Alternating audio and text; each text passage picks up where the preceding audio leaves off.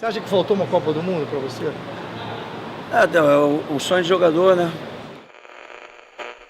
Zagueiros ignorados dos anos 90 pela seleção brasileira.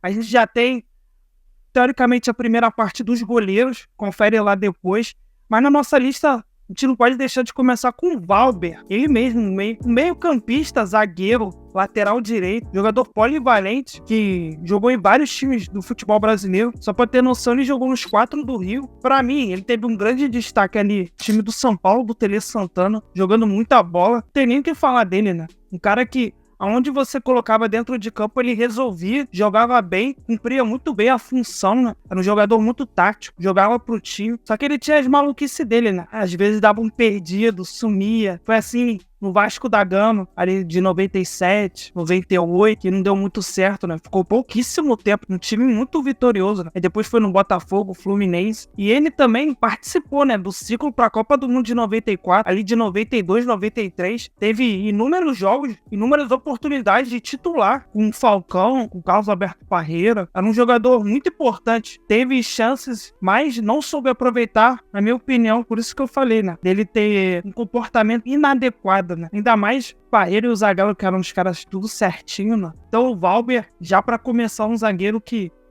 foi praticamente ignorado depois pela seleção brasileira. O sonho de jogador, né? Profissional, pelo menos o meu, era de chegar à seleção brasileira. Cheguei, o ponto mais alto é chegar na Copa do Mundo, é cá. Eu queria ter chegado, mas eu não consegui, mas eu fico bastante satisfeito pela participação que eu tive.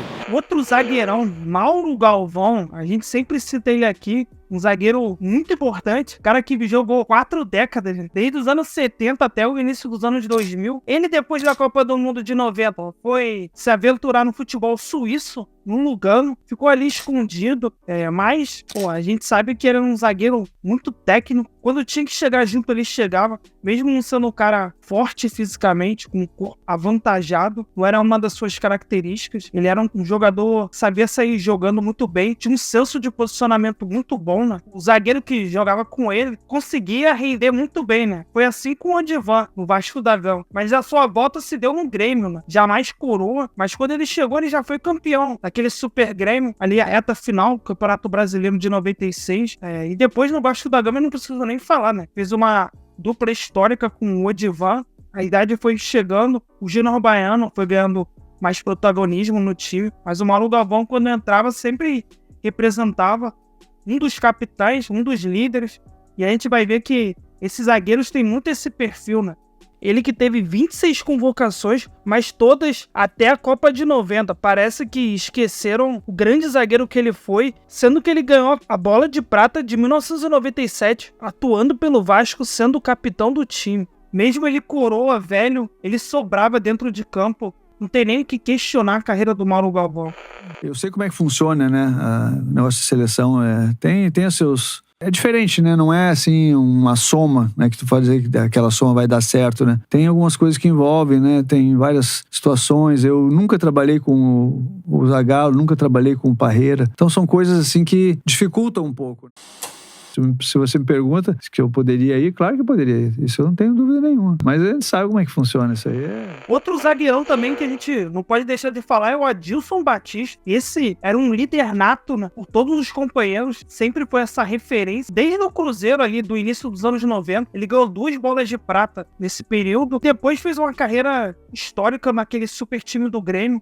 Ele e Rivarola formaram uma dupla impressionante. 2 muralhas, né? Literalmente. Ainda você tinha o Darley, tinha o Ars. Era um time muito coeso, do estilo que o Filipão gostava. Um dos líderes fazia essa função dentro de campo. Depois tornou-se técnico. Eu acho que ele poderia ter tido chances ali. Ainda mais que o Brasil testou muitos zagueiros nos anos 90, né? Antes da Copa do Mundo de 94 e depois com o Zagallo, né? Ele testou Célio Silva, Júnior Baiano, Gonçalves. E o xerifão Adilson Batista teve 4 convocações no início dos anos 90 com o professor Falcão. E também depois a concorrência era muito grande. Teve a mudança de técnico com Parreira. Ele preferiu outros nomes. Adilson Batista nunca foi o preferido, né? E olha que ele sempre teve um comportamento muito bom, né? Claro, era um cara que jogava pro time, né? Reclamava, era expulso algumas vezes, mas fica aqui a nossa menção honrosa para um dos zagueiros que eu acho que merecia ter tido mais oportunidades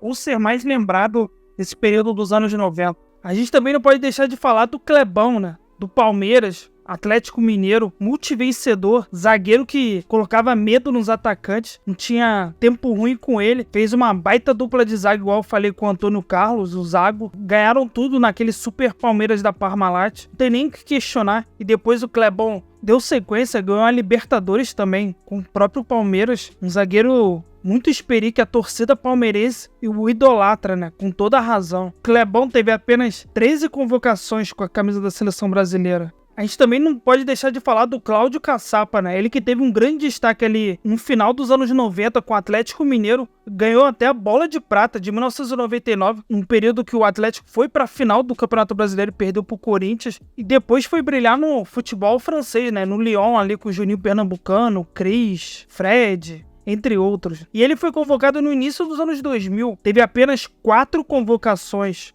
Sem liderança, a gente não pode deixar de falar de Wilson Gotardo, também outro zagueiro que a gente sempre fala aqui, porque é um absurdo tremendo ele não ser lembrado. O cara que, por onde passou, sempre foi capitão e campeão, que é o mais importante. Desde o Flamengo ali, Campeonato Brasileiro de 92, com o Botafogo antes, na década de 80, quebrando o jejum de 20 anos sem título, e depois com o próprio Botafogo em 95, sendo ele e o Gonçalves outras muralhas, fazendo uma dupla de zaga muito importante ali pro Botafogo. O Gotardo também é outro jogador, pouquíssimos jogos em amistosos pela seleção brasileira, que teve 5 convocações nesse mesmo período com o Falcão. Quase nunca lembrado, mas ele tinha uma personalidade forte. Isso eu acho bom, né? Eu coloco como uma virtude, né? Porque ele se entrega dentro de campo. Ele era esse jogador. E depois do Botafogo ele foi pro Cruzeiro, ganhou a Libertadores com o Cruzeiro, foi campeão lá. Depois ele foi campeão ainda com o Sport, Campeonato Pernambucano. Então a gente vê, por onde ele passou, ele sempre deixou a marca dele. Isso é importante, ainda mais para um zagueiro que normalmente nunca é lembrado, porque a concorrência era grande, a gente sabe disso, mas o Wilson Gotardo, para mim, merece sempre ser lembrado como um dos grandes zagueiros dos anos 90, ainda mais pelos títulos que ele conquistou e sendo capitão do time. E a gente também não pode deixar de citar o Célio Silva. Sempre por onde ele passou, ele foi campeão, né?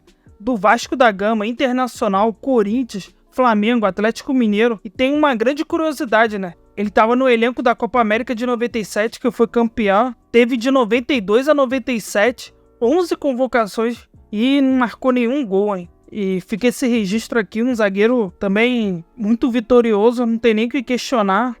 E para terminar, a gente coloca em tudo que é lista, né, de seleção brasileira, Antônio Carlos Zago. Ele mesmo, um zagueiro que não tem nem o que você questionar, né? O cara participou de todos os ciclos para a Copa do Mundo de 94, 98, 2002 e nunca jogou uma Copa do Mundo. Sempre era lembrado, mas na hora H alguma coisa acontecia. Wilson sabe todo o time brasileiro, o Cafu também. Olha a cobrança, meteu a cabeça na bola para fazer o corte delgado. Insiste Rivaldo, outra vez bola na área. Subiu César, tocou bem. Antônio Carlos, olha a chance.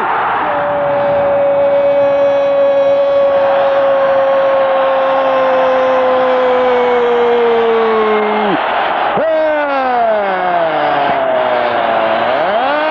É do Brasil!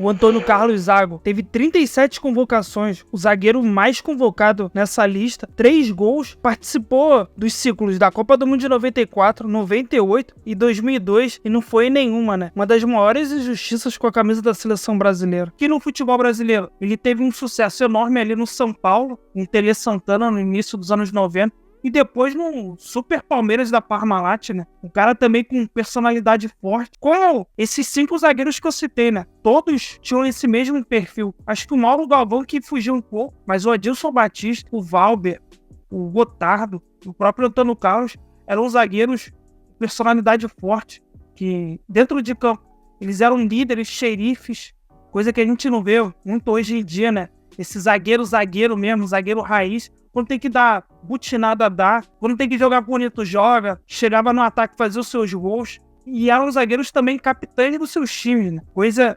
importante nos dias de hoje, naquela época também.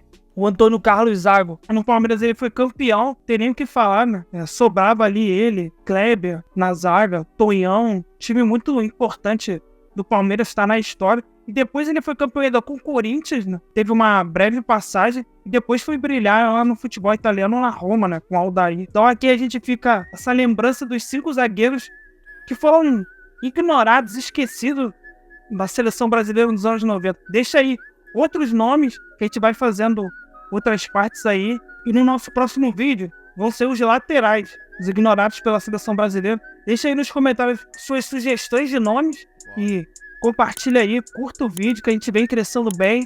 E até a próxima, hein? Valeu, tamo junto.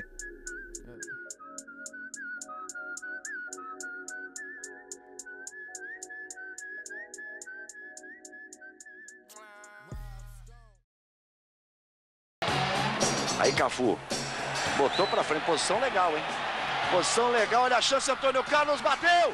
Gol!